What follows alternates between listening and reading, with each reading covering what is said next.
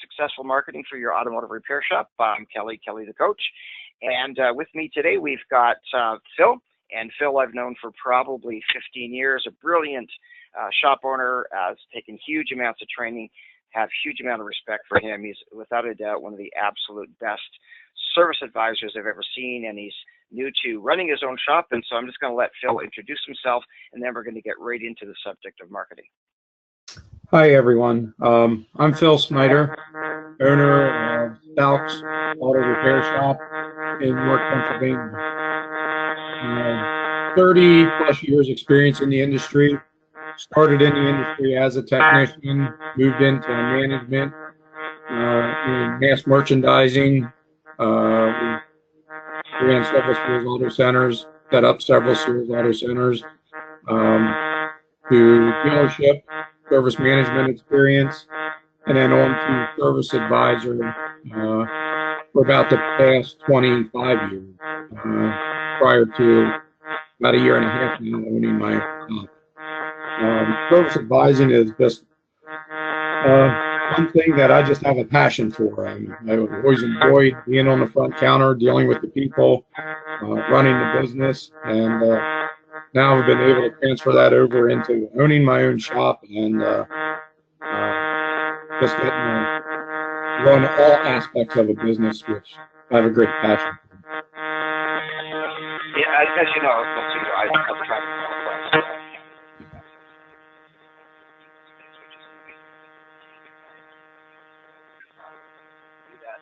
and I've trained tens of thousands of people. And Phil is one of my absolute favorite students of all time for lots of reasons. Not just because of his interactions in class, but I've been out of the shop that he was there for years and years as an advisor many times. And I say I would love to take a video camera and show Phil for a day and say, because Phil, you are a natural at it.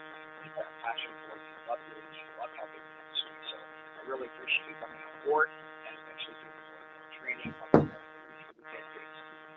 And just basically, helping us to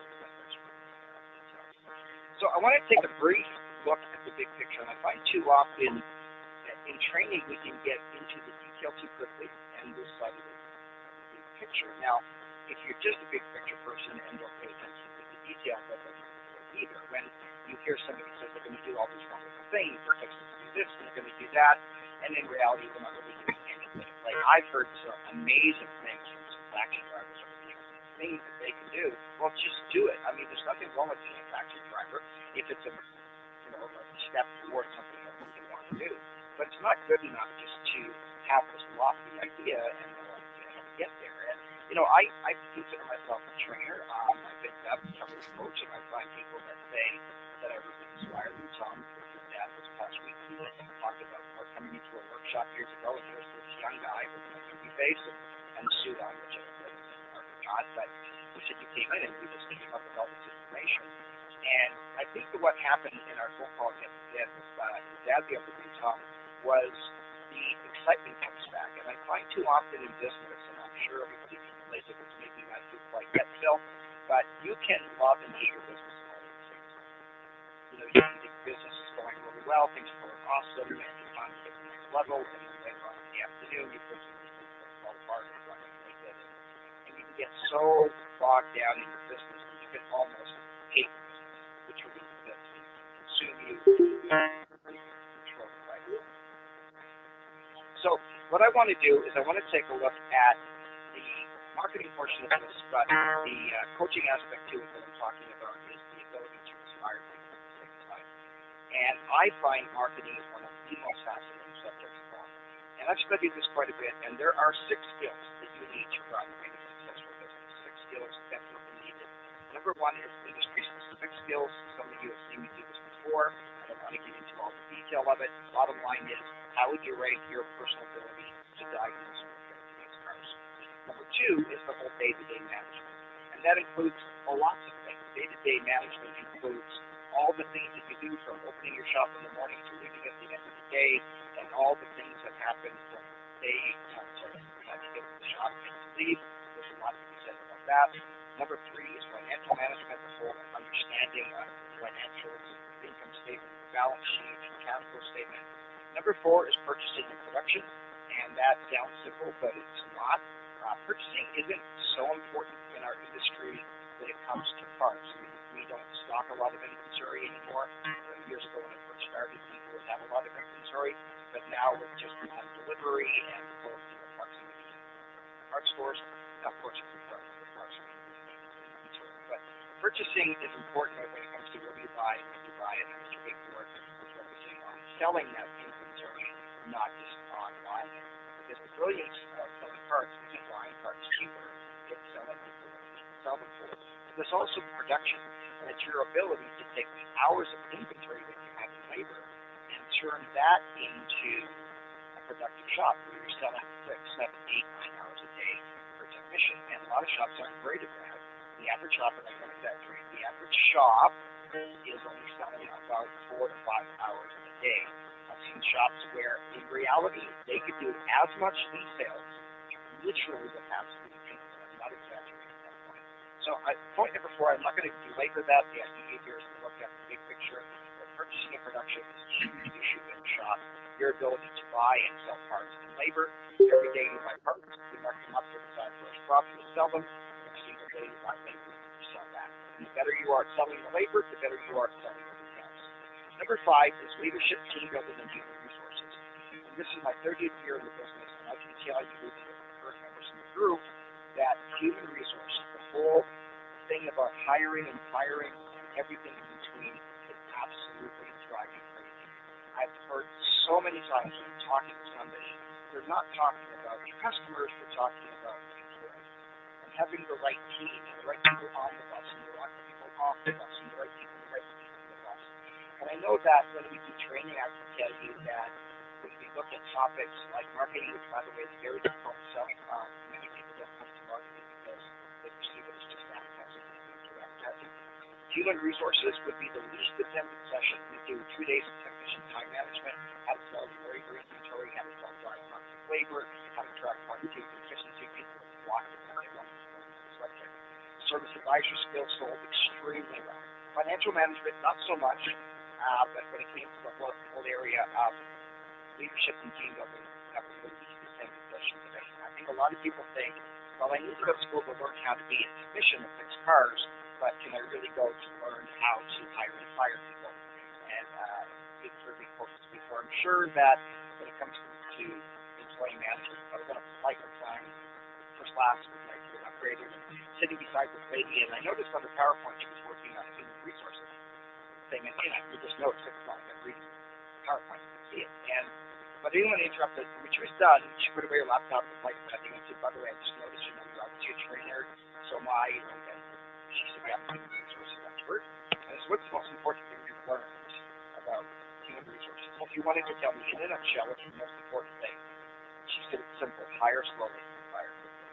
And I thought there's so much brilliance in just that whole process. It sounds simple, but it's not. So the whole area of human resources, I find, can be the biggest game in the gut of any temperature, so you can relate to that. And number 6 is marketing and advertising. So there are 6 skills that you need to run any specific business, and I put a note in here, which of these requires the most amount of creativity. I've been teaching, like I said, business training for 30 years out of this last month. I can tell you that a lot of what we trained on financial management has not changed. Years ago, there was an income statement, there was a balance sheet, there was a cash flow statement. It was that way 1,000 years ago. It was probably that way 7,000 years ago. How much money came in, how much went out, how much you left with. There's not a lot of creativity in financial management. Now, the Enron story, and they got pretty creative financial stuff. But for the most part, although the benchmarks have changed somewhat, the numbers have increased because we're 20 years later, that part of it's changed. But the format of an income statement, the balance sheet, and cash flow statement has not changed that much. Purchasing and production has not really changed that much. What's changed more than anything is the whole area of marketing and advertising.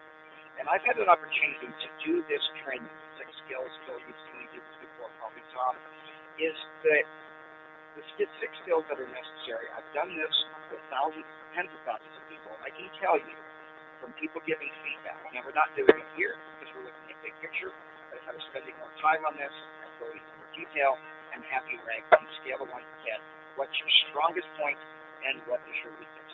And I can tell you that a lot of people, not everybody, but the number one thing that comes up is I'm good at fixing cars, I'm brilliant technicians, because a lot of people in this industry were technicians before. One thing I really appreciate about you, Phil, you weren't a technician before you started your own shop. You were a service advisor, and one of the best I know for many years.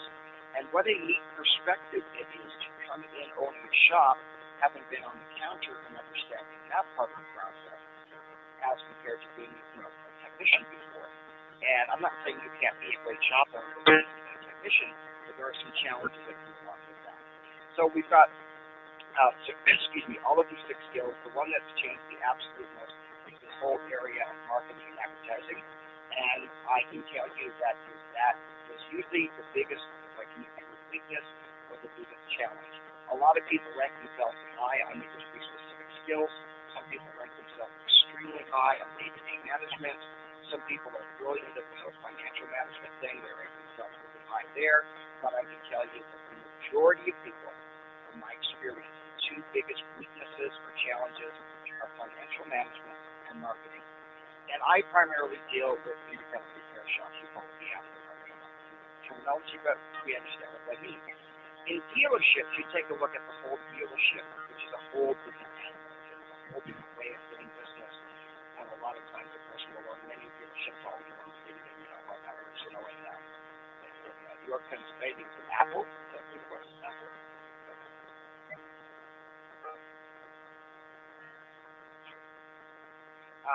Anyway, it seems to be that the dealership. But, excuse me, it's a totally different type of business. And when you take a look at dealerships, they run things quite differently. I would safely say that dealerships, for the most part, excel in 2 areas. Financial management, they know their numbers, they're on their numbers, they use deposits, they share information, they get enough information, they spend time on their financials. And marketing is another area where they work together in 20 groups and they help each other market, because they've got to market new cars and used cars and service department and parts department, and marketing is a huge part of what they do. So enough to say that in dealerships, my experience has been black and white, but for the most part, dealerships really excel in financial management and marketing, and my experience is a lot of people in independents actually lack of this too. Okay, so Phil's letting me know that he's not sure that we're going to be recording properly. And I truly don't know why, because again, this is a brand new headset. I don't know what else to say. I guess we can just go back and record. Are you able to hear me okay, Tom?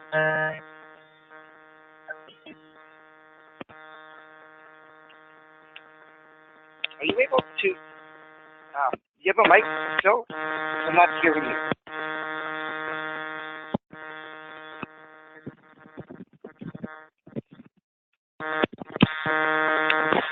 I'm going to try one more thing, guys.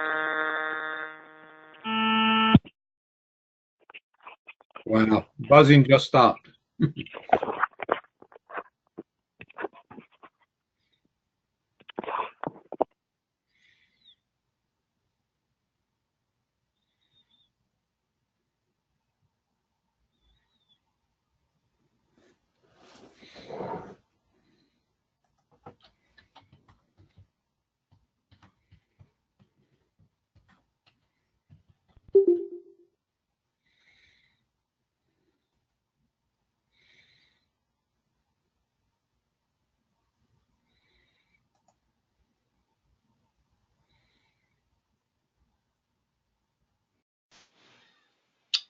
Okay, how's this, guys?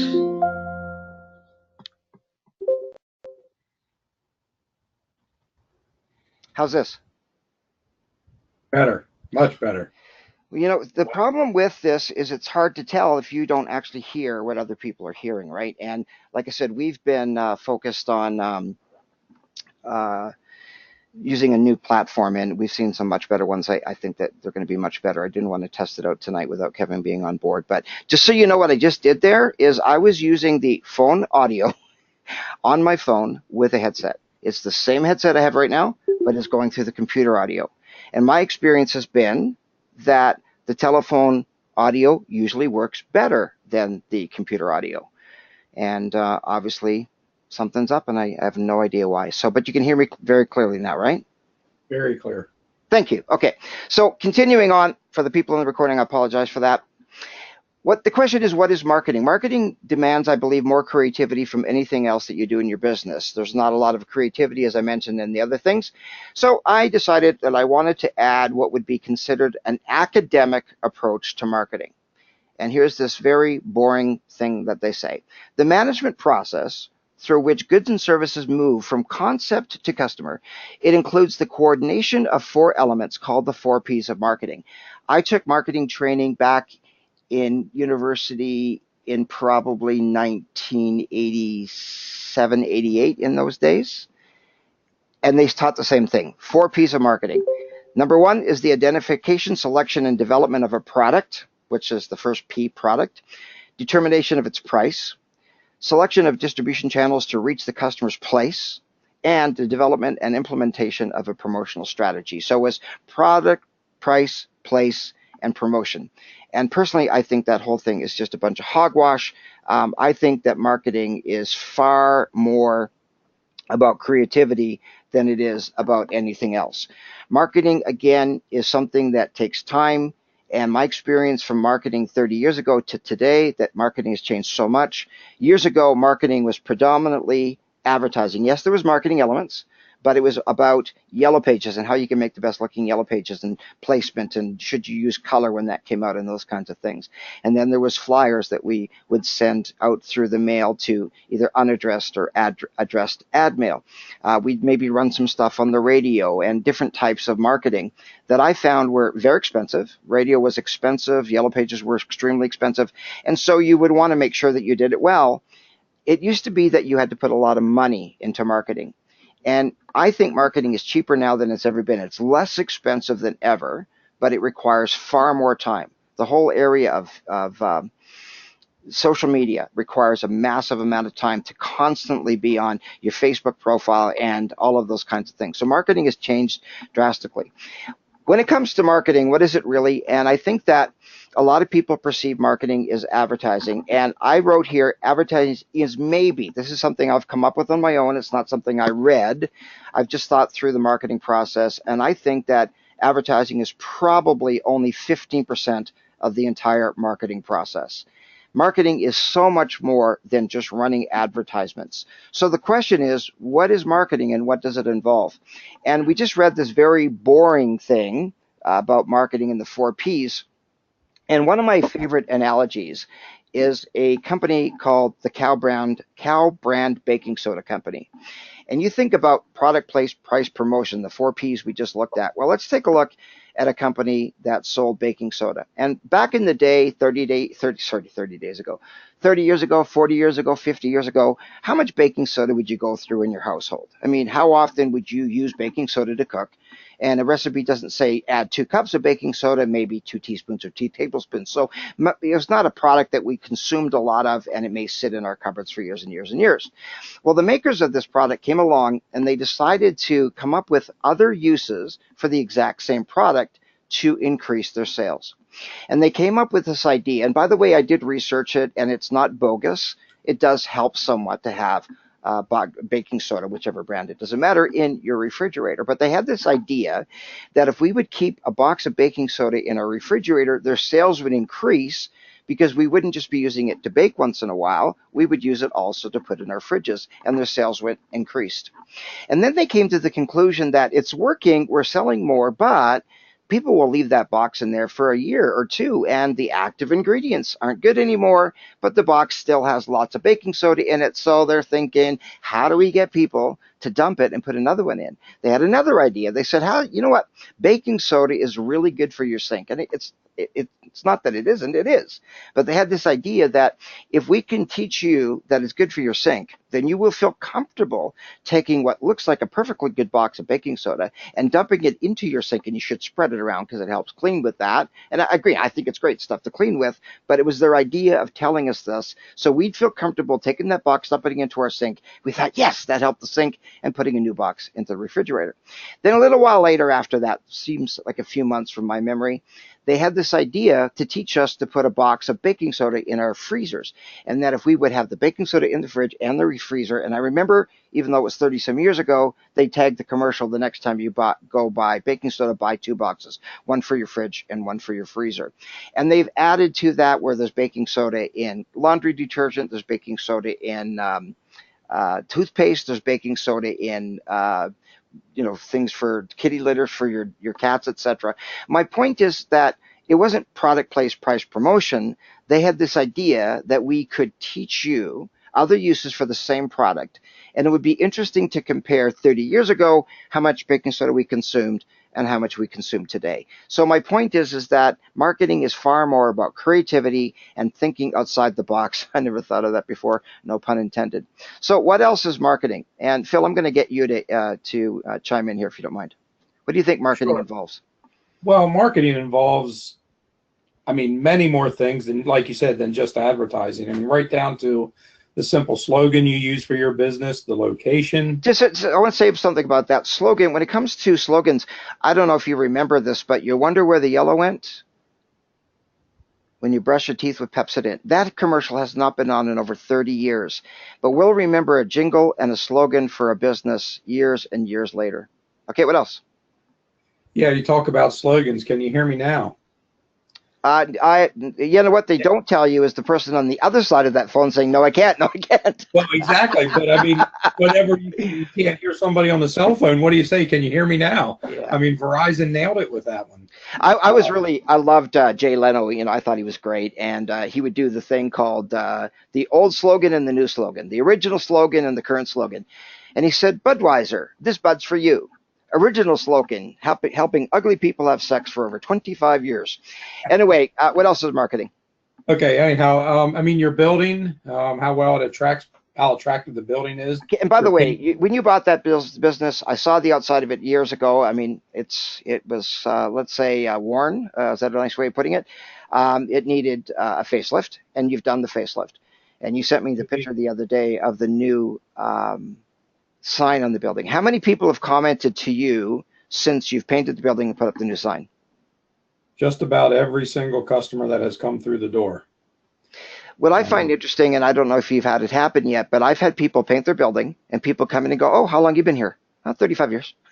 But they never noticed it until you painted. What else? Painting, obviously inside as well as outside. What type of mission statement are you using for your business? What do your employees' uniforms look like? The quality of the work. Yeah. Having said that, we could spend a huge amount of time just on this one topic, and we need to move on. But the whole idea of the whole image of the business, when a person walks in, and the image of the person behind the counter, and what the shop looks like, what the shop smells like, all of those things. I remember the shop that you worked at had, now that I remember, a scented candle in there, right? Indeed, absolutely. And I remember walking in and think, "Oh, this is a nice scent that they have." Now, it could be overbearing, but what else is marketing? The quality of the work that you put out, the hours you're open and available. I think one of the biggest, most missed marketing tools that we have is the service advisor on the front counter. Selling. Selling. What a multifaceted tool the service advisor is when it comes to marketing, from his appearance to the way he greets people to the way he answers the phone. It's all marketing. I'm glad you brought that up. And again, I'm going to try to avoid getting into too much detail, because when you're a trainer, you can do breadth, take one subject like selling diagnostic labor and talk about it for 3 hours and make it all solid. Or you can take a subject like marketing and go all the way across the board. So it becomes a bit challenging. But I love what you just said about that. I have a good friend of mine who actually used to own, I believe it was 15 Midas stores. Brilliant shop owner. His name's Mike Kelly. I've known him for years. I have massive amount of respect for that man. And he had these 15 Midas stores, and there's one store that outperformed everybody else. And so when they'd have the weekly meetings of all the sales managers coming in from the other stores, they would say, "Yeah, well, he's in that area, and our area is different, and our customers are cheap, and in our area," and they were blaming it on geography rather than the person. So what he did, because he owned them, he was at liberty to do this, he would take the star performance guy. He had the highest average invoice. He did amazingly well in all of the matrix.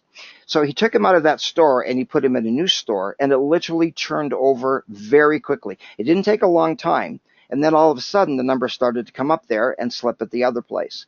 No matter what store he put that guy into, it automatically increased. So if it's just the area, if it's just the customers, the database, all of those things, why is it different? One last thing. My brother, Dean, he's a paint salesman, and he's brilliant at it. He's been doing it since the late 70s. And he was working in Vancouver, British Columbia. He was working for a specific paint company. And his third year, he was the top salesman in all of Canada, and he won the award.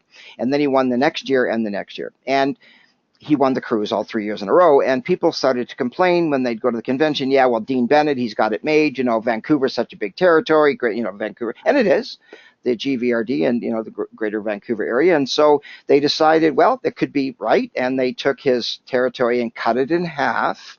So he had half as many customers, and the next year he was the top salesman again, and the next year the top salesman again. Some of the people were still complaining because it's not fair, because they're in Regina and he's there. They're blaming the area.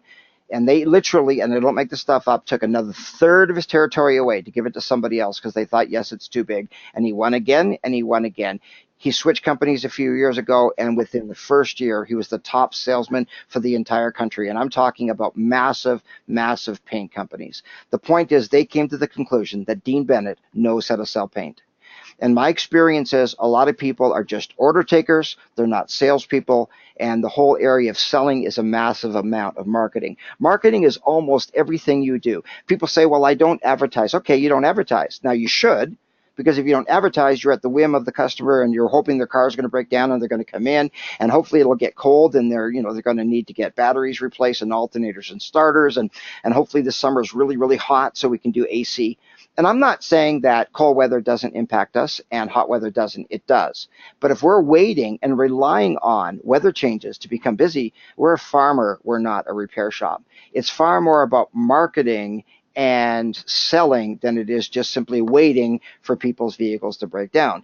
If you're basically slow because nobody came to you because the car broke down, that's a pretty good indication that you are a fix-it-as-a-brake shop and that you're not actually a maintenance type shop. Marketing is your company name. One of the group members we have, love the company name, Old Volkshome. He works on Volkswagens, the Old Volkshome. That is a clever, clever name. The company name that you choose has a lot to do with marketing, your slogan, your mission statement, the colors of your building, your hours of operation, like Phil mentioned, your signage, the interior signage, the exterior signage, the quality of work that you do, the fact that you have a low comeback rate, the customer service that you provide, the selling that you do, the follow-up that you do with your customers, the advertising that you do, the email campaigns to your customers, social media. All of this is this whole big area of marketing. So marketing can get very, very complicated, and you could go to university and spend 4 years learning marketing and not even actually repeat something. So one of the jobs that I find as a trainer, and I know you can totally relate to this, Phil, and Tom as well, that it's important as a trainer to take simple, complicated things or seemingly complicated things and make them simple. And I read one time something about somebody can take something simple and made it complicated, but brilliance is when you take something complicated and you make it simple. For example, when I'm teaching about the balance sheet, a lot of people simply have not had much training on balance sheet. And that doesn't mean I'm smarter than them because I know it. They know tons of stuff that I don't. You wouldn't want me fixing cars. That would not happen. Tom, at your shop, if you said, go fix that RV, I'd go, no, not going to happen. We all have our skills and we all have our abilities.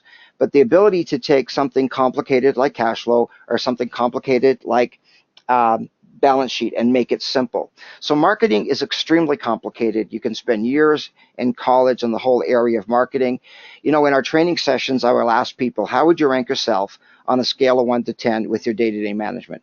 How would you rank yourself on a scale of 1 to 10 with financial management? How would you rank yourself on a scale of 1 to 10 in each of the other areas of the 6? And I see people sometimes they're too hard on themselves and they don't rank themselves as high as they should. Some people have got an ego the size of the building, and they think they're great at everything.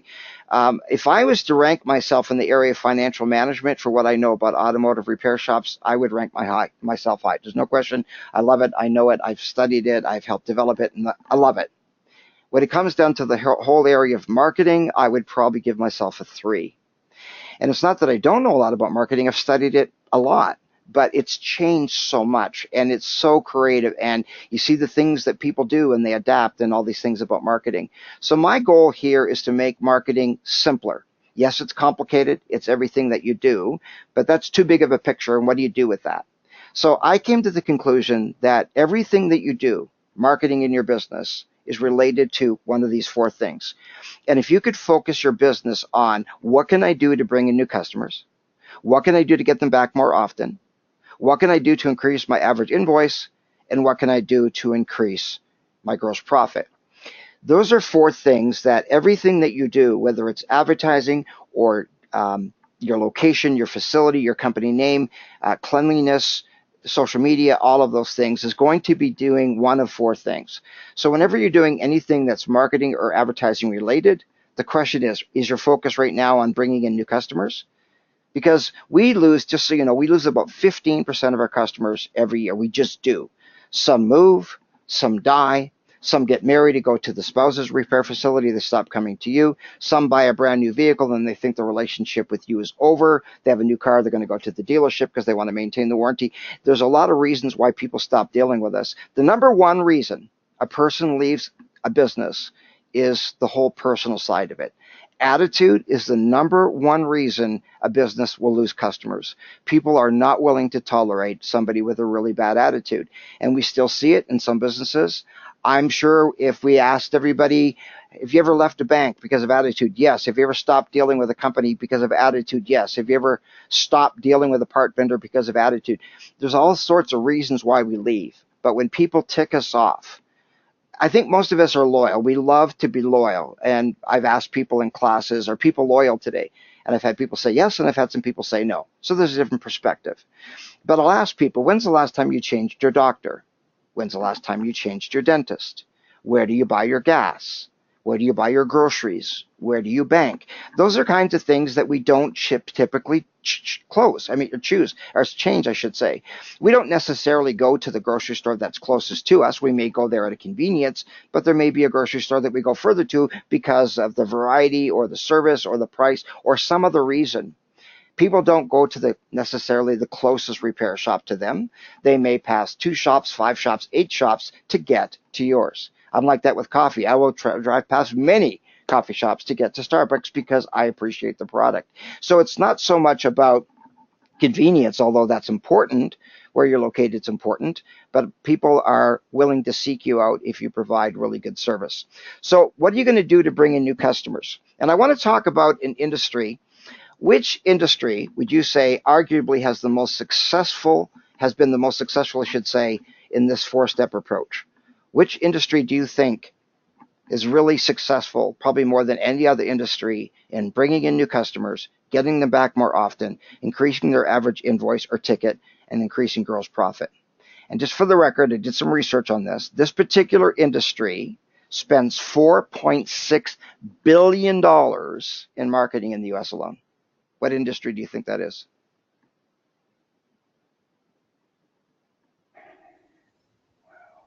The fast food industry. When I read this, it blew me away. This one company, I'm sure you probably would guess it would be a company called McDonald's. You've probably heard of them. Spends $1.4 billion worldwide on direct media advertising. Much of it aimed at children, recruiting children to get children there, the whole full meal deal, the whole toy in the meal thing. And I was stunned that the average American child watches 10,000 food ads in 1 year. They are brilliant at marketing. They are really good, but they're not just good at, number one, bringing in new customers. If you study TV advertising is primarily designed to do one thing and one thing only, and that is to maintain market share. It doesn't mean that they advertise to get more and more people in. I mean, that's part of it. But all it really does is maintains market share. For example, if McDonald's stopped advertising, what would happen is that they would lose market share to the businesses that are doing the advertising. So you would think a company like McDonald's, that kids sit when they're 2 years old, they can look up and see the Golden Arch. McDonald's, they know it. They're brilliant at marketing, especially to children. But you would think a company like McDonald's, why spend $1.4 billion a year in advertising when people know who you are? Again, all marketing does in TV for the fast food industry is maintain market share. So it simply means if they stopped advertising, they would lose market share to other businesses. So they keep it going only because they do not want to lose the market share, but it doesn't actually increase their market share if they spend more. Their focus isn't just to bring in new customers. They're very good at it, but they're also very good at getting them to come back more often. They're really good at getting people to come back and back and back and back. They're brilliant at saying, and I find it silly, but I think it was KFC had a sign that says spicy mayo is back. I'm thinking, is this a big deal, spicy mayo? And if it's so good, why did you take it away? They'll say limited time only. There's a commercial I saw not that long ago for McDonald's where they're bringing back, I think it was a chicken burger or something, and the guy has been sitting in the parking lot in the freezing cold waiting, and I'm thinking, oh, please, why did you take it away? Because they're brilliant at bringing out new and different and modifying. And, a lot of times you'll see a product that will say new packaging, same product, new packaging. Why did they change the packaging? The whole study of why we buy things based on packaging, based on color, based on all sorts of things. I saw a thing one time where I don't remember the name of the company, but they took a little green leaf, just a simple little green leaf, and they put it on their packaging, and their sales increased simply because the little green leaf. One of the most fascinating things I ever saw was a potato chip company that was wondering why the sales of their products were going down with women. They study it. How many women, how many men, how old are these people, have they married? They know who's eating their potato chips, and they realized that the sales of their potato chips were going down with women, and they thought, why? Women love potato chips. What's going on? And they did a study. It was actually with functional brain scans, and they were able to put these brain things on people's heads, walking around stores, and they're watching their brain waves function as they're looking at things.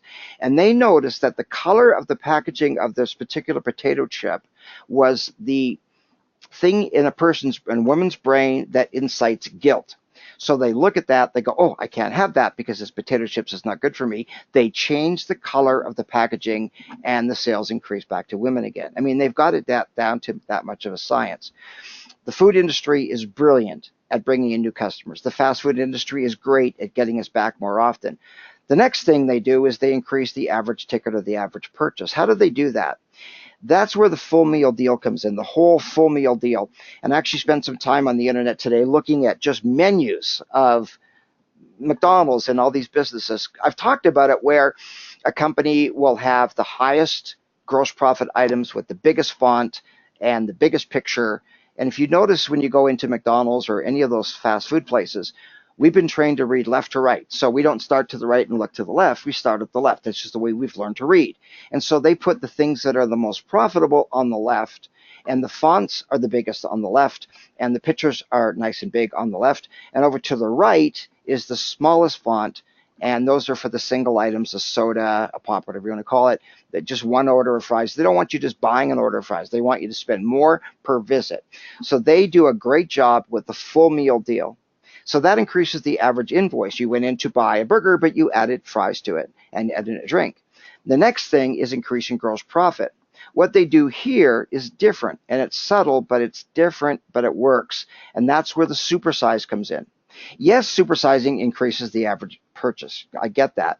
But what they do with the average invoice is to be able to add something to the meal so that you're spending, instead of $2 on a burger, you're spending $4. But now they want you to spend an extra 79 cents. They don't give you a bigger burger. They don't give you a second patty. They don't give you an Angus burger. They give you a bigger cup and more ice, from what I can tell. What's the gross profit on ice? What's the gross profit on fountain soda? It's almost 99 point something percent. It's almost zero cost, but there is some. and more fries. And those are the highest gross profit items they sell. So you think about the brilliance. Spend money to have people come in, but that's not what the advertising stops. What are we going to offer currently to get them in more often? And when we take a look at the promotions planner that I'm going to recommend for you, I believe that you should plan your entire year in advance. And that's our next session on how do we plan all the marketing for the entire year. And I've been working with Phil on this to go through the marketing process and plan it in advance. If you are a parts company, and for example, Kevin has talked about this in training with me, I've said, you worked in a part company. How often did they come up with a promotion? Phil, you're doing this. Tom, you're doing this. Other people, you're doing this. A flyer comes advertising something for the part vendor. It's a new piece of equipment. It's the promotion for the wiper blades. It's the box top thing, cutting off that, winning, whatever. There's a promotion that's happening all the time. Somebody at the major part companies is not thinking, I wonder what we should promote next week. They plan it well in advance for an entire year, and a lot of those things repeat themselves over the cycle of the year. And years, I should say. So, for example, I was teaching in a large part company. I won't mention the name of it, but we were in their training facility, and in a box at the front of this, because it was their facility, it was their boardroom, and we were using it for training repair shop owners as compared to parts people. And I saw their promotions calendar for the entire year. And it was simply a calendar of all the 12 months and each promotion that was happening for each of those 12 months. Well in advance, they knew exactly what was going to go out, when it's going to come. And I asked if I could have their permission to hand it out to everybody, and they said yes, which was nice. But the point is that they have a promotions planner in advance. They know exactly what we're going to do. But I find in small business, too often what we do is we think, oh, it's slow. We should do something to get people in the door. We need to get more people in here. So we need to be able to, sorry, I'm going to have to mute here. We have to plan it in advance and not just think, okay, it's going to be slow right now. What can we do? For example, this past week, some of you heard that I did an interview with a shop owner who has over 700 pre-booked appointments. That is marketing. That's a great way of doing things. And he plans that in advance. And at any given time, he will look into the future and have 700 pre-booked appointments. That's a huge part of the entire marketing process. So I want to come back to the big picture here. The fast food industry, they bring in new customers. We can do the same thing, and we need to have a flow of marketing that's designed to bring in new customers. So we need to choose a specific month or months of the year that the focus is going to be, we're going to bring in new customers. That's our goal right now, is to get people to come to us who've never been to us before. And for the record, that is typically the most expensive type of advertising, because you're advertising to people who don't know you, like you, or trust you yet, or maybe they used to deal with you and they've stopped dealing with you and you got to bring them back. But it's expensive because you're doing something that's reaching people that you would not normally reach. In your database, you could send out email.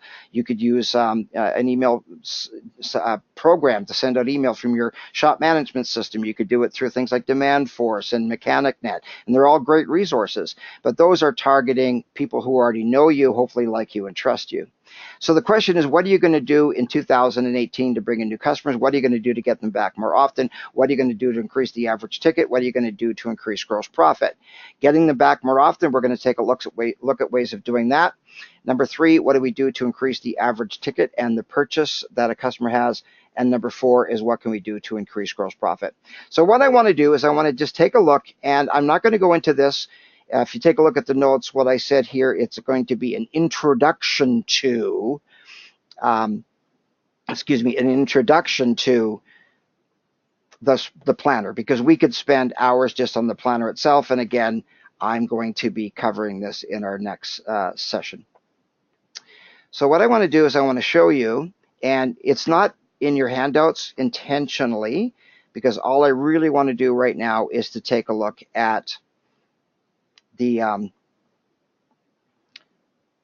concept. And just so you know, when we're looking at some of the things we're looking at today and next session on, we're going to create promotions, etc.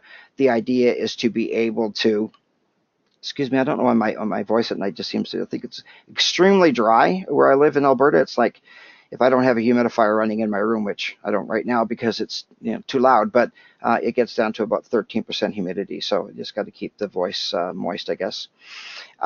So what I want to do is I want to show you this promotions planner. And again, I'm going to be covering it in detail in the next session.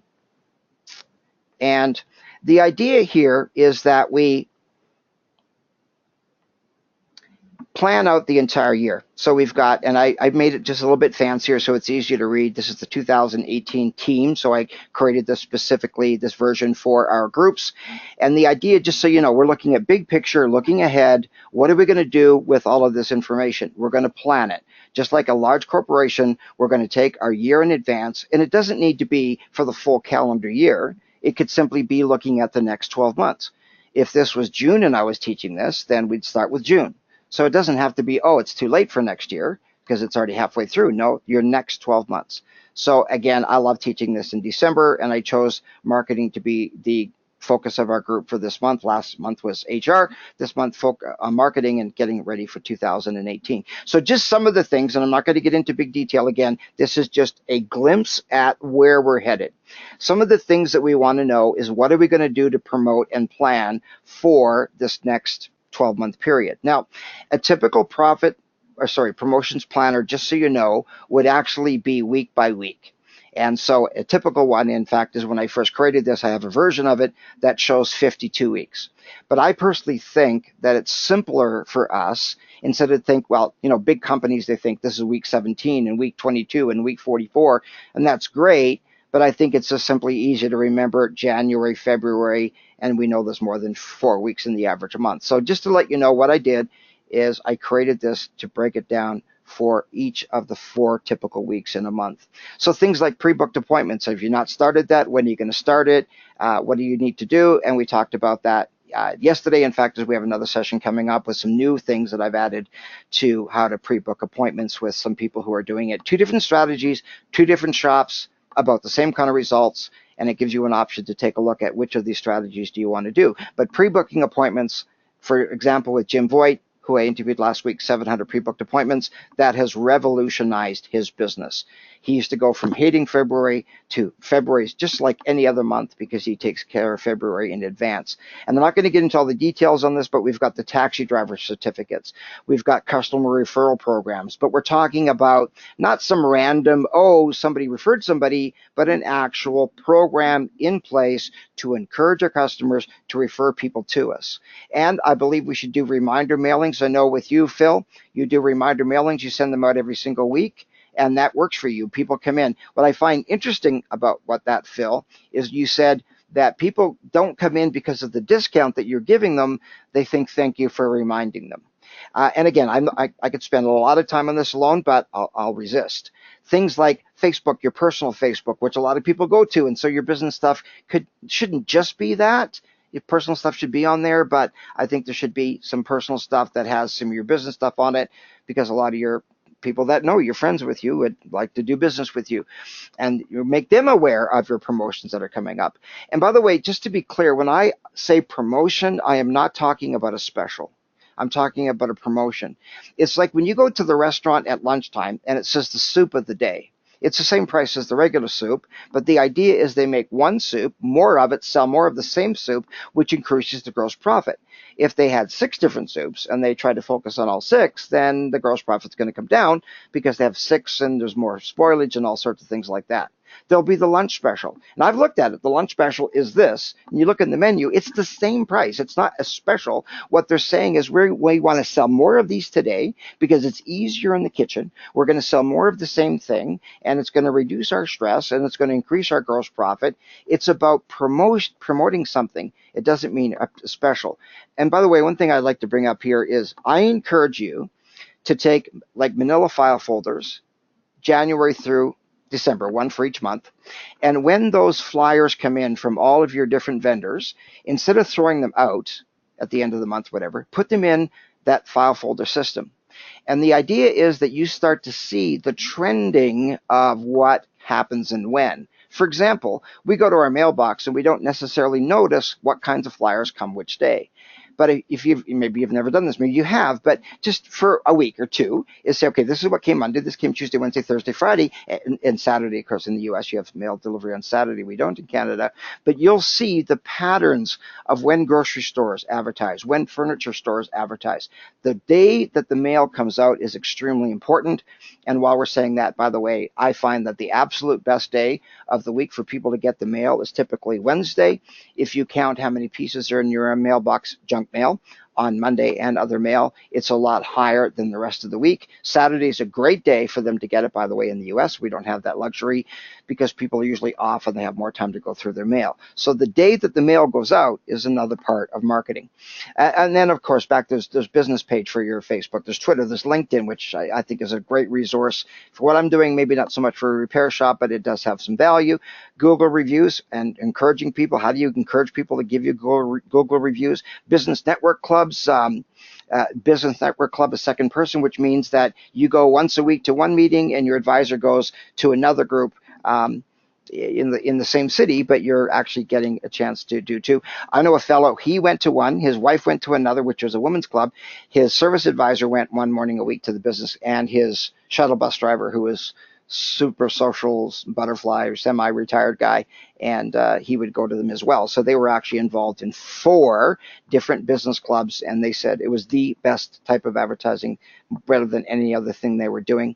There's Demand Force, there's MechanicNet, there's Management Systems, and then there's all these annual promotions and there's seasonal promotions. So just so you know where we're headed, is starting in the next session, what we're going to do is create promotions together as a group.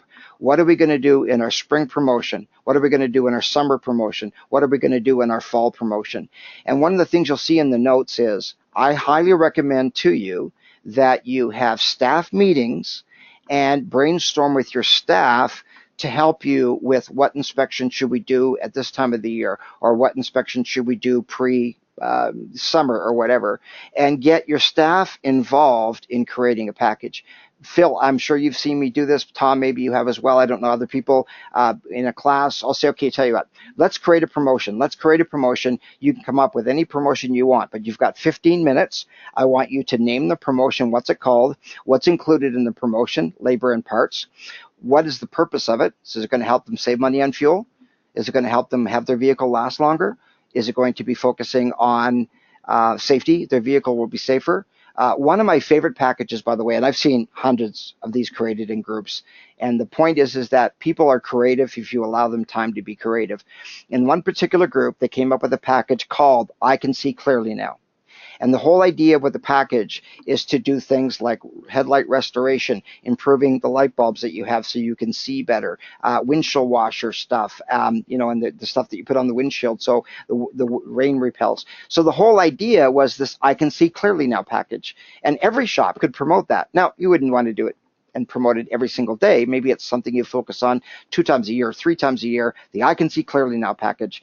And basically what we did in 15 minutes, and I've never, and I don't like to use the word never very often, I've never seen where people couldn't accomplish it in 15 minutes. I'm talking about a group of 3 or 4 people in a class, and I'd say any package you want. Some people came up with the Gas Miser package and how to save money on fuel, and you could promote that. So our promotion this month is how to save money on fuel.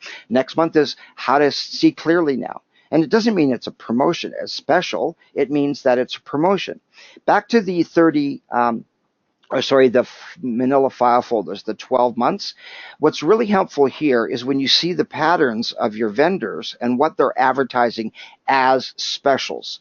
In most cases, those companies are actually running not just a promotion, but they're actually having a special on shocks or whatever it is that they're advertising.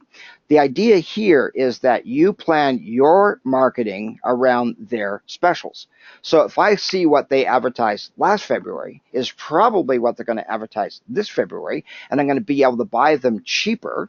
So I'm going to not sell them cheaper. You're just increasing your gross profit because your costs reduced, but you're not discounting that to the customer. I mean, sometimes a rebate or something, it might help them with that. But the idea is that you plan your promotions around their specials. So now you've got an opportunity to not offer a special, but a promotion at a time where you know that there's a special on whatever it is that they're marketing. And of course, parts companies have spent huge amounts of money finding out what needs to be done and when and what they advertise. And again, it repeats itself over the course of the year. So again, the idea here is that you plan an entire year in advance so that there's always something happening.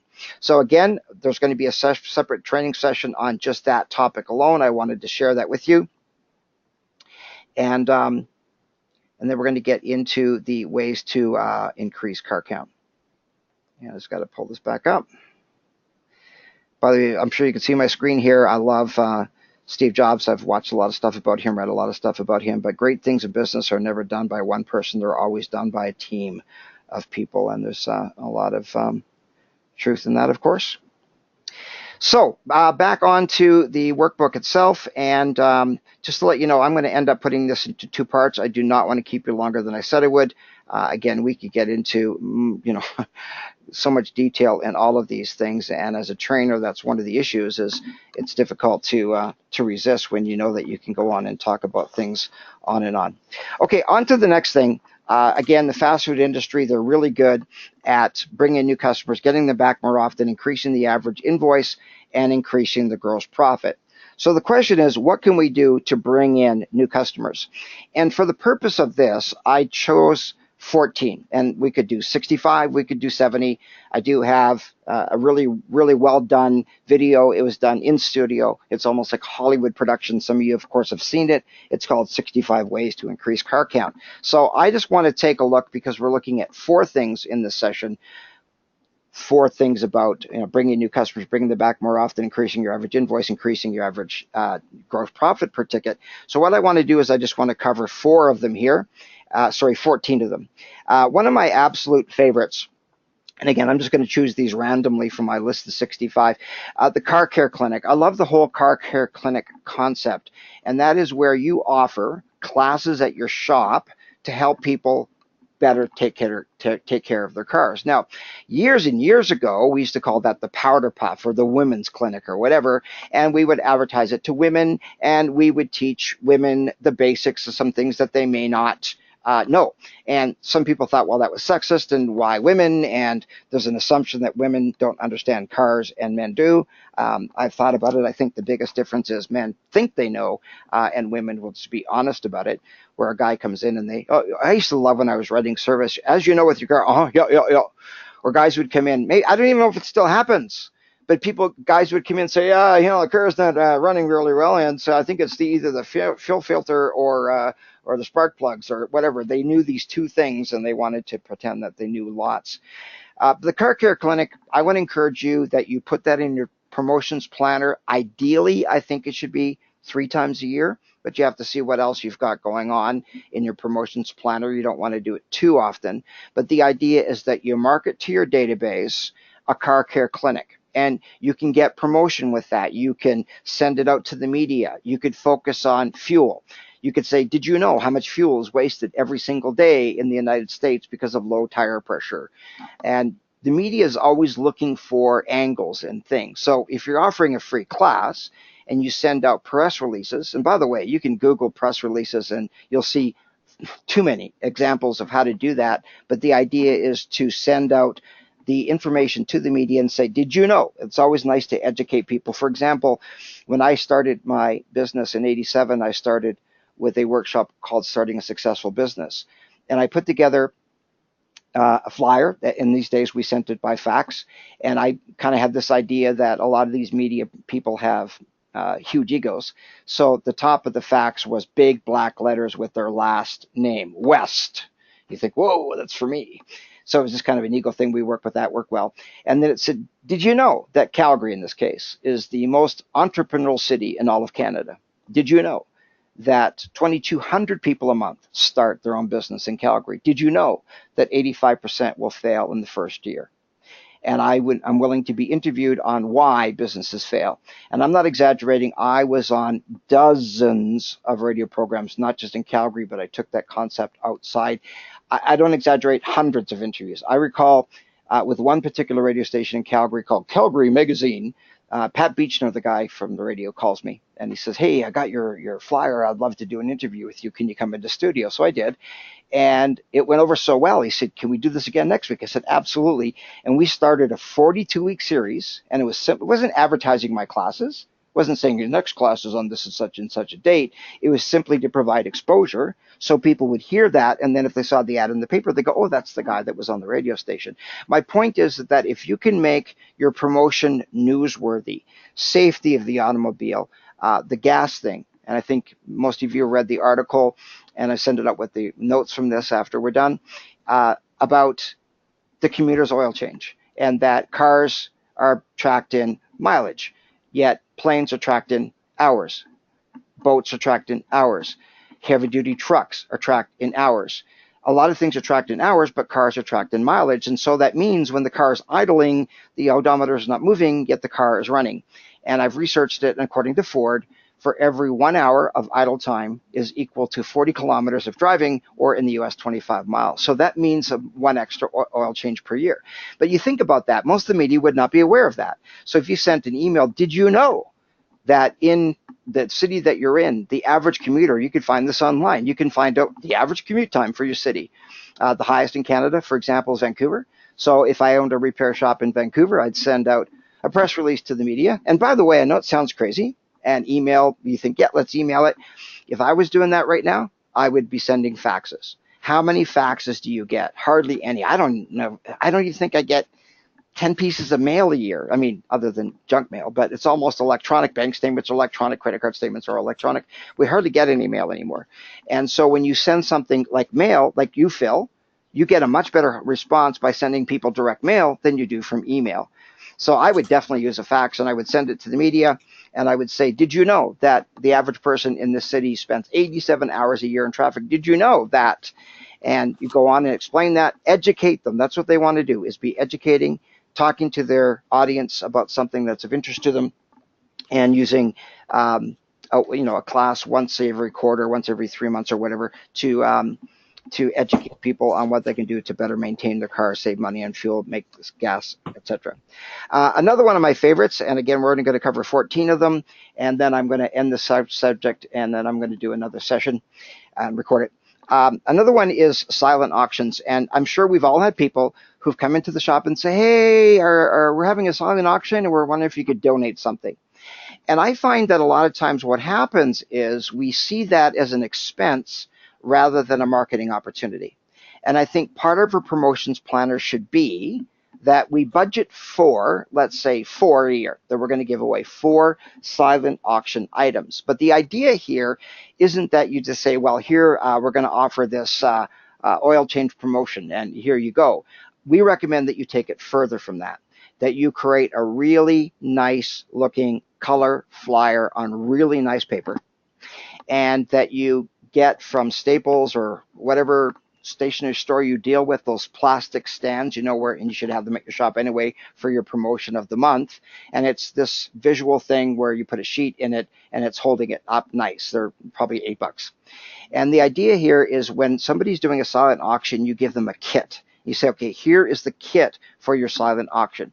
Because I'm sure we've all been to silent auctions, and you walk around, and we like things that are tangible. We think, oh, look at that headphone set there. Oh, look at that mouse. Look at, the mouse for your computer. Whatever it is, we like things that are tangible.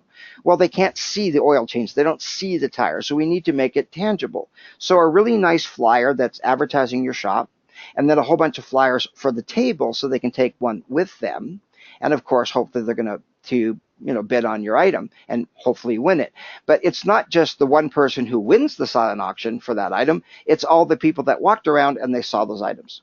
The other thing I've noticed at those events is usually they're at night, and sometimes you're a bit hungry, and I thought, wouldn't it be nice to have some little kind of candy or treat or little chocolate bars or something? So you say to the person at your silent auction, could you please put this plastic thing up here with a really nice flyer advertising your shop and what the promotion is they can bid on and what the value of it is, and have some candy there. So a person's walking by, they look down, people like candy or whatever it is, something simple, and then they just grab one of those. And the point is that you want as much exposure for that silent auction as you possibly can. Another one is one of my favorites, and some of you have heard me talk about this, and yet I've seen very few people do it, unfortunately, is what I call the taxi driver certificate. And we've seen it where a customer walks in, and the car pulls up behind them, and that car sits there. The customer comes in, they hand us their keys, they tell us what's going on, hopefully they sign, and they head off, and that car drives away. And at the end of the day, that car comes back and drops off the customer. They come and pick up the vehicle, and they wave at the person, and they go. Who is that person? It's a relative, a brother, a cousin, an aunt, an uncle, a coworker, a friend. Somebody took it upon themselves, instead of asking you for a loaner car or you to shuttle them or to let them use your car, they simply thought, it's my responsibility, and I'm going to get my brother Bill, or I'm going to get somebody to drop me off at the shop in the morning. The question is, what can you do to get that car 12 feet further into your bay? And we recommend that you give them a certificate. Now, there's a difference between a coupon and a certificate. I don't like coupons. I like certificates, because certificates to me has value. A coupon that's a percentage off doesn't necessarily. And again, this is back to some marketing concepts. You'll notice with companies like Staples, where they will send you out your mail that you're on their mailing address, which is huge. I'm stunned how few repair shops have really good email databases. But Staples will send this thing out, and they'll say, okay, we're going to give you $10 off. For a very long time, I'm sure, you know, if you're a Staples customer, if you sign in from a new browser or a different computer or your tablet, it doesn't recognize that device. And it goes, hey, sign up for our email and you're going to get $10. I do believe in rewarding people for giving us their email address. I think we need to let them know why we want their email address, so we can make you aware of promotions, so we can make you aware of maybe coupons or certificates. So you want to reward them for that, and that's what Staples is doing. It's called capturing the email address. And almost any business out there today, when you go to their website, you get something for free, but you have to put in the email address. It's brilliant marketing, because you're starting to set that up. So back to the taxi driver certificate, what you do is have a really nice looking certificate that simply says to your customer, thank you for being the taxi driver to our customer. A couple of ways you could do this. One is you could say, oh, I noticed somebody dropped you off today. Who's that? That's my coworker, Phil. Well, I really appreciate him bringing you in. Could you give him this for me, please? It's a $25 certificate. No minimum purchase, and it's not a coupon. It's not 25% off. How much is that piece of paper worth if it's 25% off? I don't know until I spend the money. And I'm not hoping it's going to be a lot more money, because I can save more money. The point is that 25% doesn't have value yet, and I'm hoping it's not going to be a huge amount of money just because it's 25% off. And it could end up being a lot more money for you. But if it's $25, that piece of paper is worth $25. No purchase necessary, or sorry, no minimum purchase necessary. Another way to do that is, instead of saying to who's that person out there, you say, that's my friend Phil. Now, you have to have the resources and an advisor that can fill on the counter or something. But I would recommend that you walk out with that customer to the vehicle and go over around to the driver's side and just kind of give a knock on the window and say, hey, by the way, thank you very much for bringing Ted in today. Ted's a great customer. He's awesome, been dealing with us for years. We look after his two vehicles, and we really appreciate your bringing him here today. That was very kind of you. I'd like to offer you this $25 certificate. I see that you drive a Ford. I see that you drive a VW. I see that you drive whatever, and we have a technician. Now, you don't lie, but you could say, I've got a technician who's brilliant at Toyotas, or whatever it might be, or we have the latest and greatest equipment for that vehicle. Not lying, telling them the truth, but making them aware of something that they see. Oh, I go to the dealership, but I didn't realize that you did that. Another one, and I know I've already talked about it, but I do want to reiterate it here because I think it is the most important, and that is the pre-booking of appointments. The opportunity to pre-book appointments. Some of you have taken that session just on that alone. We are offering it again tomorrow, just so you know. Not that it's important for the people that are listening to the video, but the people that are on live. And pre-booking appointments can be your number one way to, bring in new customers. Or to bring them back more often, I should say. Another one of my favorites is sponsoring a team. And I think every repair shop should be involved in the local community with some kind of sports team, soccer team, football team, whatever it might be.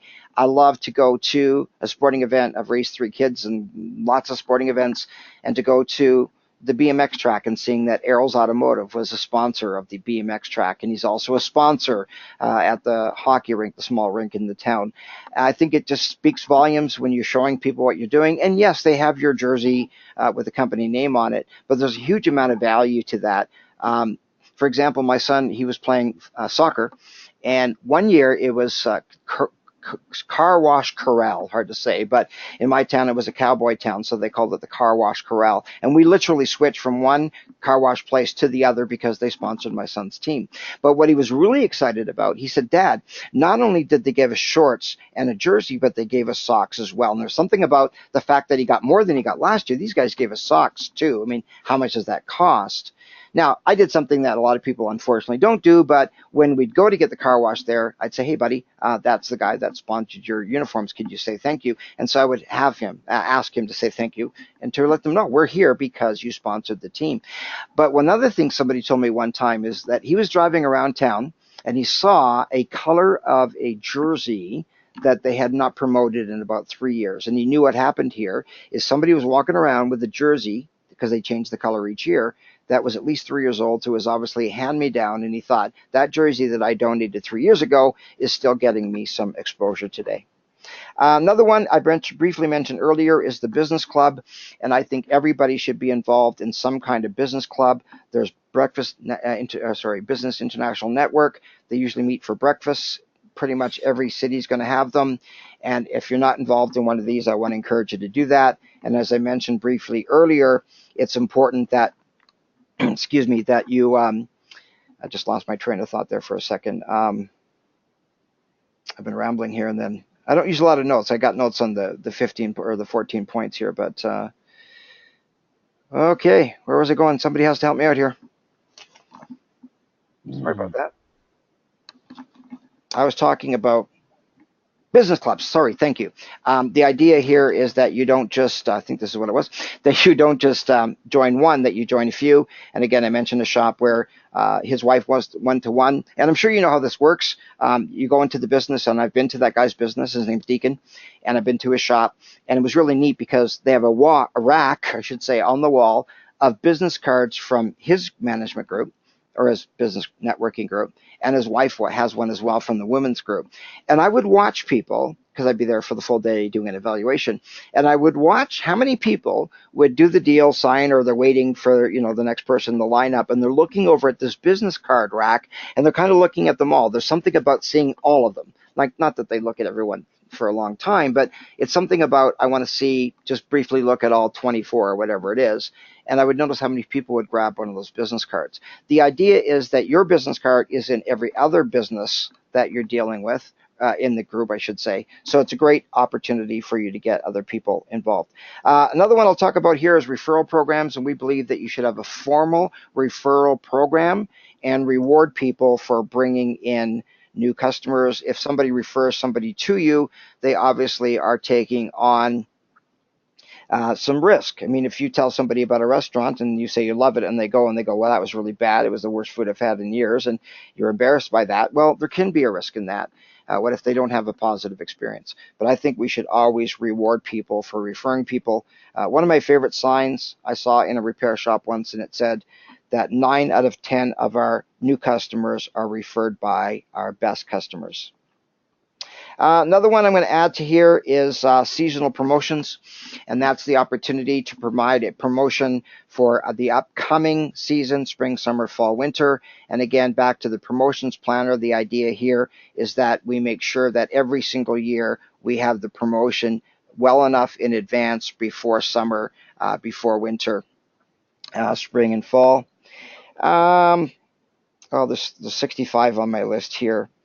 One of my favorite ones, and it's not that it's going to help you out a massive amount, but every little bit does help. And I do suggest that once a year, you invite the Boy Scouts or Girl Scouts or Girl Guides in your area into your shop. They have badges. They didn't have it when I was a kid, but it's auto maintenance badge, and you can go on the internet, search it. It's a badge that they can earn by learning some things about maintaining a vehicle.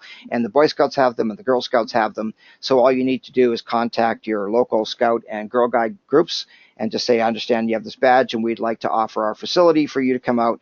And the idea is, of course, that their parents come out to the event, that the leaders come out to the event, and that they appreciate you doing that. And again, you can get some media coverage on that and say, hey, this Saturday we're going to have a bunch of kids at our shop, and they're going to learn some things about maintenance, and maybe the media will come out and do a little story or for the newspaper or radio or TV or something like that.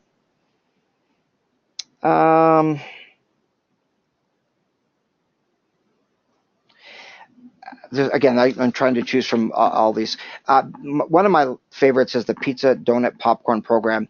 And I think what we should do is be promoting our business to other businesses in the area. And I don't mean fleets. I'm talking about when there's a bank in your area and how many employees are there. There's a hotel in your area, how many employees are there. And we suggest that this is part of your promotions planner, that 2 times a week, maybe once, depending on your budget, but that you choose businesses in the area and either bring them donuts, pizza, or popcorn. How many people don't like donuts, pizza, or popcorn? And the idea is maybe at lunchtime you just go in, maybe 11:30 in the morning and say, hey, just want to say welcome, or thank you for we're neighbors or whatever, and we just brought you some from lunch for today. I had a shop that actually took pizza boxes and they had them printed with their own company names and logos, and they would provide those to people so people wouldn't say, who's the pizza from? It was pretty obvious that it was from your repair shop. It could be donuts that you bring at coffee break time. It could be anything like microwave popcorn that you brought to the shop. The idea is that you choose a couple of businesses a week I should say, maybe once a week, twice a week, and that's part of your promotions planner as well. So again, I want to respect the time here. I want to take a look at the 4 things again. Bringing in new customers. We've given you some areas there, and I think most of you have already taken maybe the 65 ways to increase car count. But the other things that we need to do is to be able to get people to come back more often. And some of the things that you're able to do here, obviously, it goes without saying, is pre-booking appointments. And a lot of people forget to come back. They forget about the oil change. They went over in the oil change. Their tires are getting worn. They didn't notice. They didn't pay attention to that. And the idea is to promote that customer's next appointment.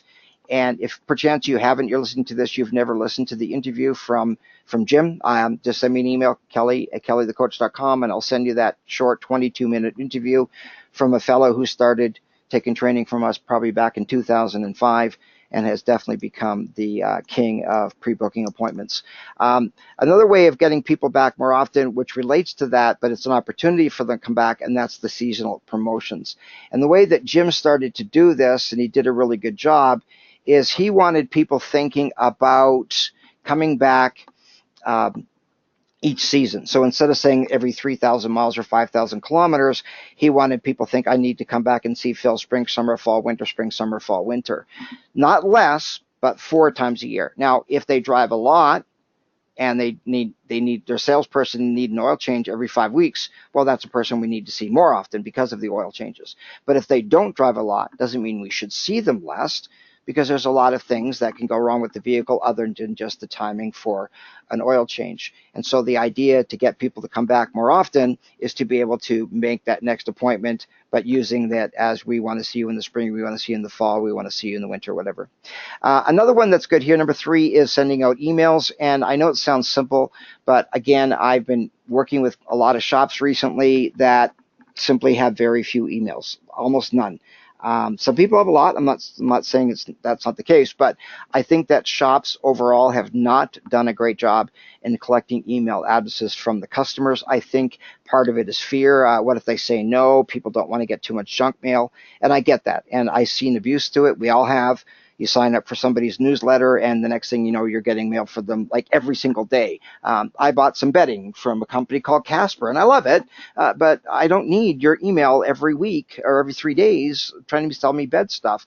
And you know how Google works. You look at something, and the next thing you know, you check your mail, then that ad's there. You go into Staples, and you start looking at stuff, and then you're checking your email a little while later, and then here's that thing from Staples showing that you looked at those 3 items. I mean, I think it's a little bit out of control, and we don't want to abuse it, and we want to respect our customers. And I think maximum 1 email a month. and it's the promotion for the upcoming month or whatever it might be. Now, I'm not talking about just the reminders. That could be the email that just reminds them, but I think maybe once a month, maybe every 6 weeks, an email to our entire database talking about the promotion that's upcoming. A good one of that is the winter tires. Instead of having people come in like crazy in November, we ask them in October to come in earlier. One of my clients last year, he sent out an email on October 1st and said, come in during the month of October to get your winter tires put on, beat the rush, come in early, and we will provide you with a complimentary high-quality snow brush, and we're also going to put your name in for a draw to possibly win free tire storage for the season. And I don't exaggerate, 98% of the people that had tires in storage were actually in, or I brought in the tires, some of them, but they store a lot of tires as well. But they were successful in putting on 98% of the winter tires before the end of October.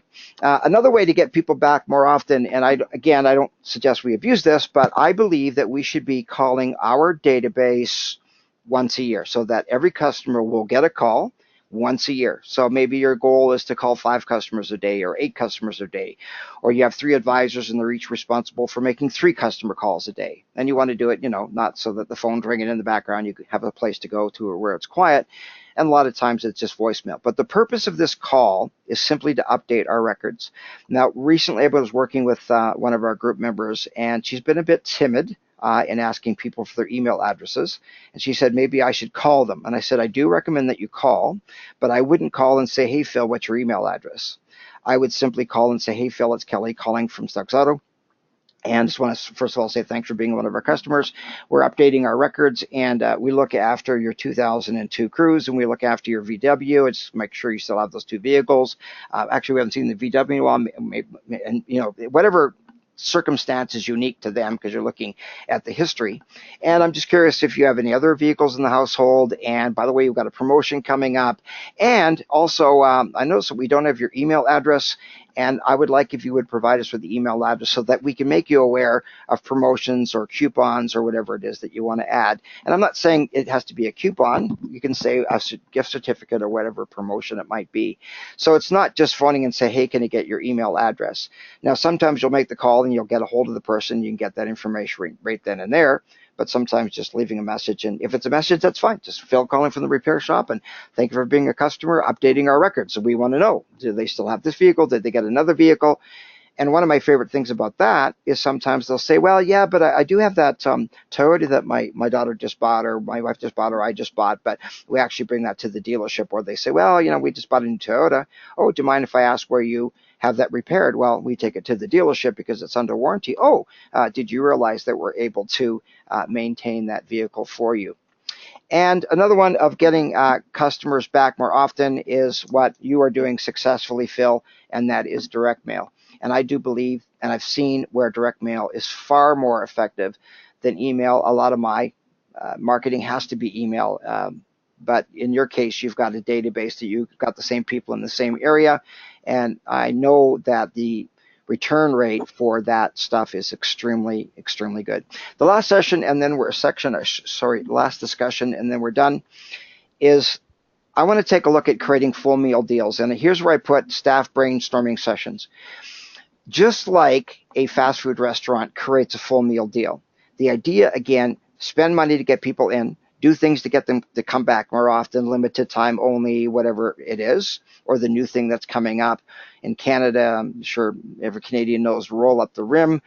Once a year, Tim Hortons Coffee has this Roll Up the Rim contest. It's annoying seeing all the ads, but they do. I think they run the Roll Up the Rim program to sell more coffee. It's just a theory that I have, and it does work. But the idea is you get your coffee and you take the rim and you for the Americans that aren't here, and you you roll it up to find out that you didn't win anything. By the way, I was in Staples in Canada, and I saw this little black thing that they had at the till, one of those impulse purchases, and it was just a little brown thing, and it said Tim's. And I said, what is that? He said, oh, it's something to help to roll up the rim easier so that you don't have to use your fingernails to do that. Because you see people when it's roll up the rim contest and they're trying to get the rim rolled up and they're trying to, it's not easy to unroll that thing. It's got glue on it. And I thought, isn't that smart that somebody had this idea to create this little plastic thing for $2 that you can get and help to roll up your rim easier. Anyway, the point is that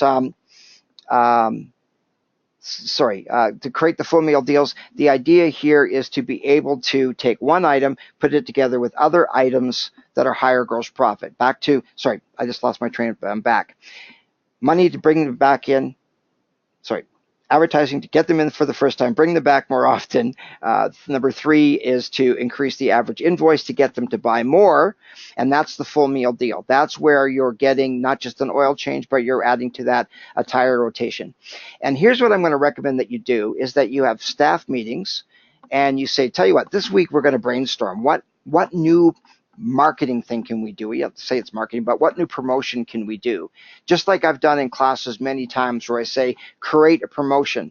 And I don't give them ideas. I just say, create a promotion. And they look at me like, what? Well, just take an item, just like a full meal deal.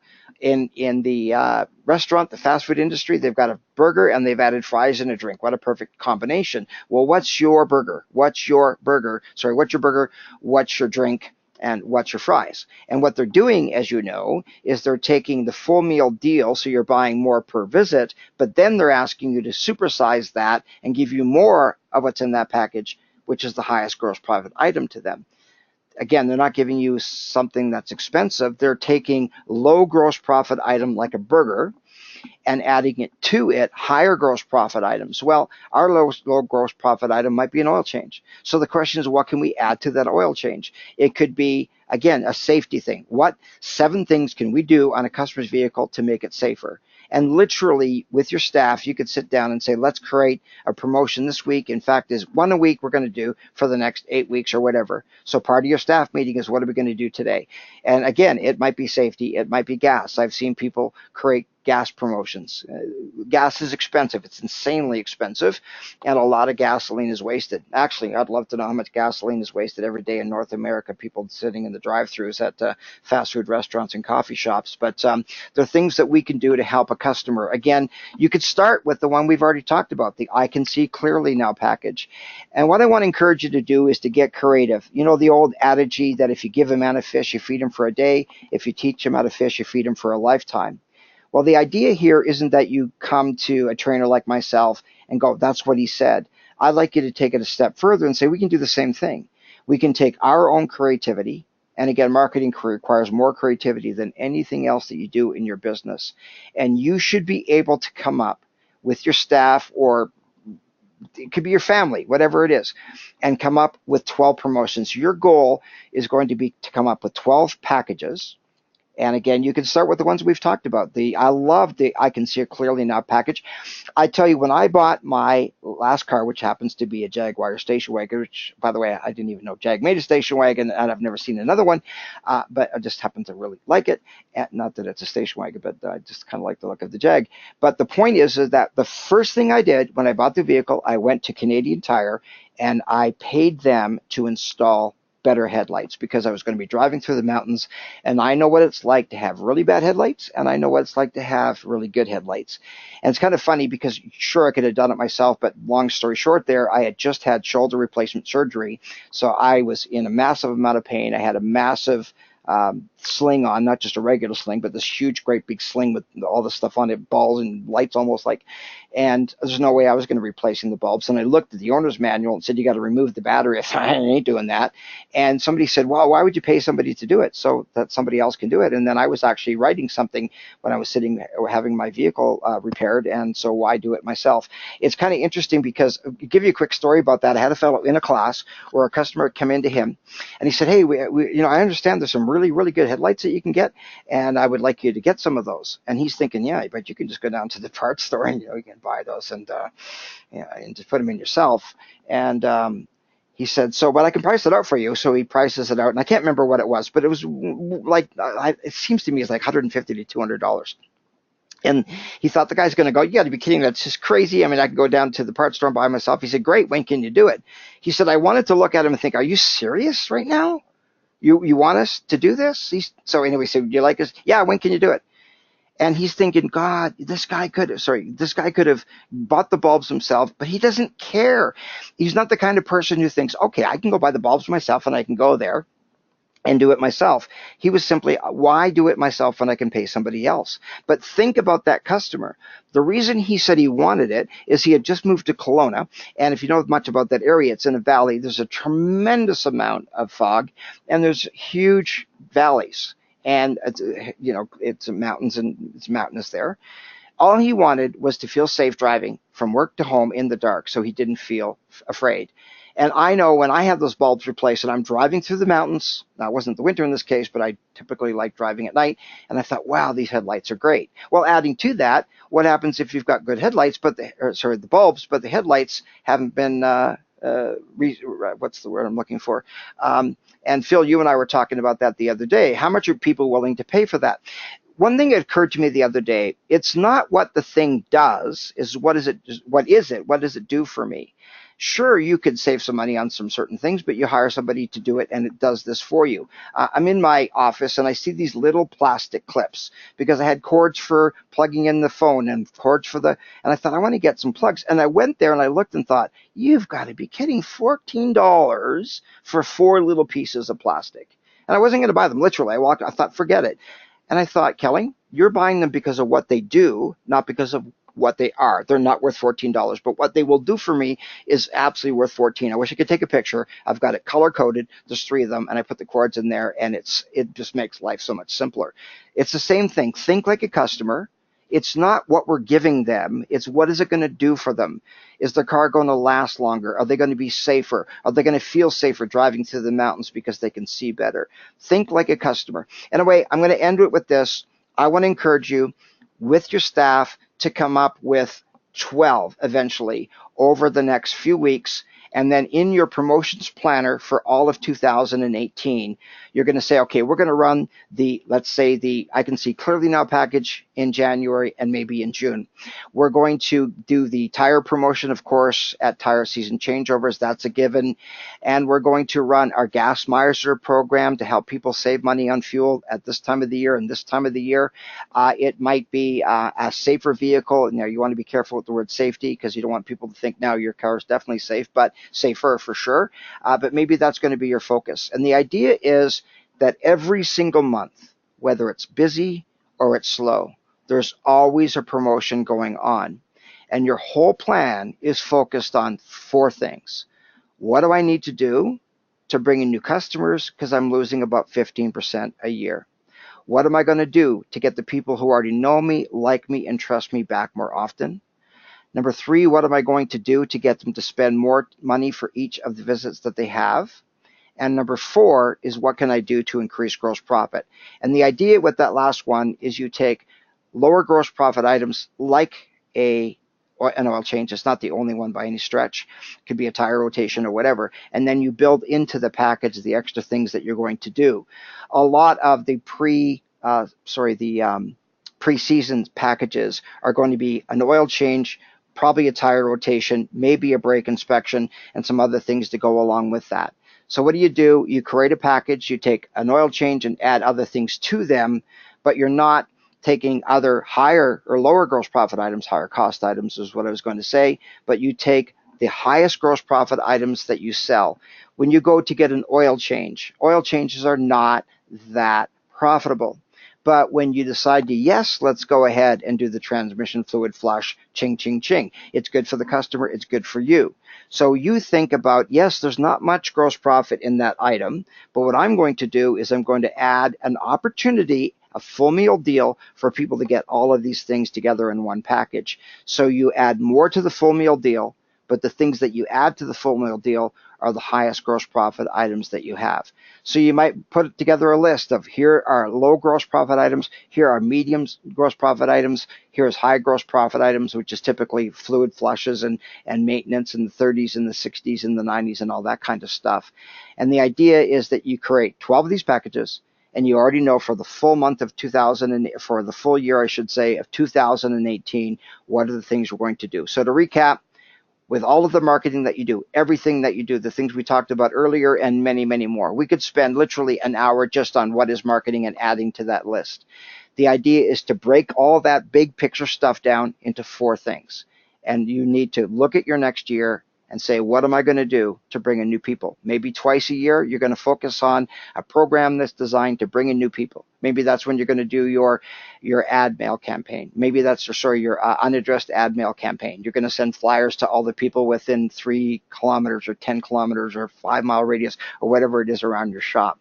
Twice a year, maybe you're going to focus on bringing in new people, new customers. What are we going to do throughout the year to get people back more often? And again, if you're not pre-booking appointments, start doing that. If you don't have a good database of emails, make sure that you're collecting those email addresses. 3 is about more creativity than anything else. Let's put together these packages, low gross profit, high gross profit, and put them together. What's your full meal deal? And then what's your supersize? What are the things that you can add to that? The most profitable thing that fast food restaurants sell, the most profitable, is the supersized. That's more profitable than anything else. When you only spend 79 cents extra, but it's costing you 3 cents, that's huge gross profit. The question is, what is your high gross profit item? What can you add to your full meal deal to not only make it a bigger sale, but also to make it a much higher gross profit?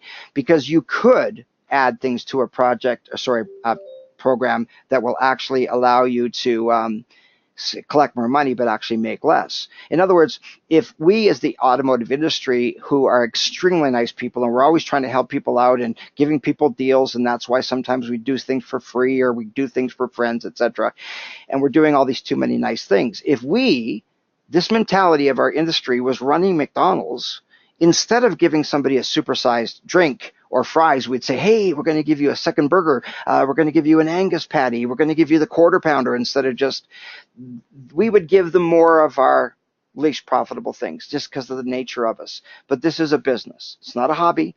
It's not a charity. It's a business. So again, recap. 4 things. What are you going to do to bring in new people next year? What are you going to do to get them back more often next year? What are you going to do to increase the average invoice for next year and tracking it month after month? Tom, I've seen your numbers come up. Your average invoice is up. Your average dollar per invoice is up. Your labor rate's up. It's neat to be tracking that. And I suspect, Tom, we're going to see that through all of 2018. All of those areas getting better and better and better. In fact, I was thrilled to see at your shop last month that you had less car count, but you had $21,000 more in labor sales alone, much more money in part sales. You worked on less vehicles, but you had a higher invoice, higher gross profit. Phenomenal to see that kind of stuff. And a part of that, of course, is gross profit, but a part of that is marketing and selling more labor and being focused on the labor inventory. With that, again, I know I go too long with these. I love what I do. I love the training. Again, focus on these things, have your meetings, create 12 packages, and you're going to see that if you plan all of this prior to 2018 even starting, that you're going to go into 2018 with that promotions planner. So thank you, everybody. I appreciate it. And next class is going to be on filling in the promotions planner, and we're going to plug in where the promotions should be, the ones that are set in stone, like your shop anniversary, etc., and putting in the ones that are obvious pre-summer, pre-winter, so we see when those are going to be on, and then what are we going to do to plug in the hole, so to speak, so that every single month there's always something that's promoting new people to come in, back more often, more money per invoice, and higher gross profit. With that, thank you, everybody, and I'll be sending out the notes after the session's over. Thank you.